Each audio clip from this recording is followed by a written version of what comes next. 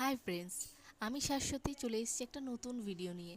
আজকে রবিবার ভোরবেলা উঠে বেরিয়ে পড়েছিলাম পাঁশকুড়া স্টেশনের মাছ বাজারের উদ্দেশ্যে।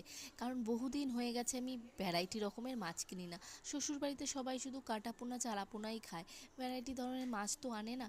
আর আমার খুব ভ্যারাইটি মাছ খেতে ভালো লাগে, এক মাস দুদিন হলে আমার বড্ড রাগ হয়। তো যাই হোক, এই দেখো বাজারে চলে এসেছি। তো প্রথমেই নিয়ে নিয়েছিলাম কাতলা মাছ, 1 কেজি কাতলা মাছ নিয়েছিলাম।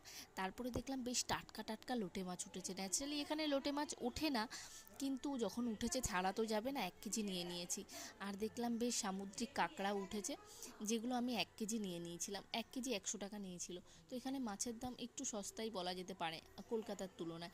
তারপরে দেখলাম বেশ টাটকা পার্শে, আর পার্শে নিলাম 1 কেজি, আর চিংড়ি মাছ নিয়েছিলাম 500। তো এই সব কিছু বাজার করে নিয়ে এসেছি বাড়িতে। বাড়িতে নিয়ে আসলে তো হবে না ভাই, এই সব কিছু আমাকেই বাছতে হবে। এই এত মাছ বাছতে আমার